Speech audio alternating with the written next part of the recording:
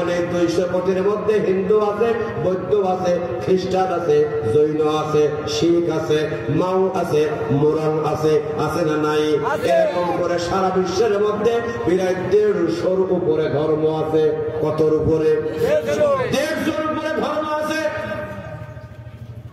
একমাত্র মুসলিম হলো মুমিন, আর বাকি যা আছে আমার আল্লাহ রাব্বুল আলামিনের ভাষায় তারা হলো কাফির।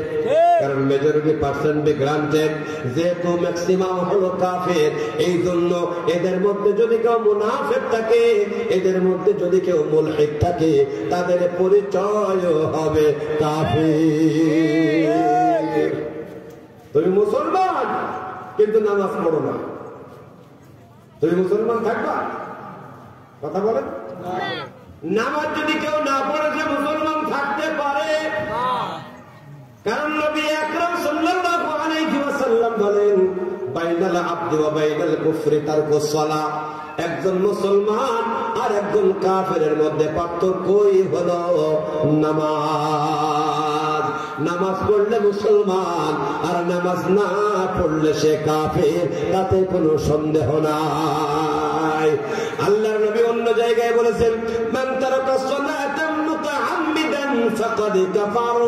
কেউ যদি ইচ্ছাকৃতভাবে এক ওয়াক্ত নামাজ ছেড়ে দেয়, ইচ্ছাকৃতভাবে নামাজ পড়ে নাই, ওর সময় আছে, ওর পরিবেশ আছে, সবকিছু ঠিক আছে, আযান হয়ে গেল, ইকামত হয়ে গেল, এরপরেও মসজিদে গেল না, সময় আস্তে আস্তে পার হয়ে গেল, তারপরেও নামাজ পড়লো না, বাড়িতেও পড়লো না, মসজিদেও পড়লো না, তার মানে নামাজের ব্যাপারে তার কোনো ভ্রুক্ষেপ নাই, তার কোনো গুরুত্ব নাই।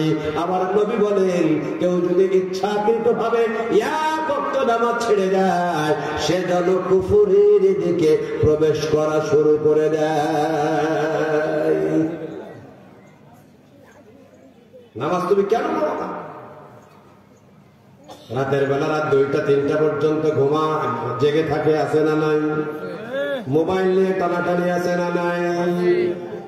নাটক, সিনেমা, গান বাজনা দেখে, এরকম আছে না নাই?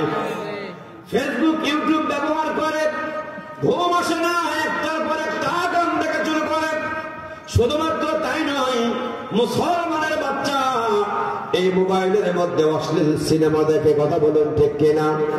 আবার যখন ঘুমায় তখন সুন্দর স্ট্যাটাস দিয়ে ঘুমায়, ঘুম ভাঙলে সকাল আর না ভাঙলে পরকাল।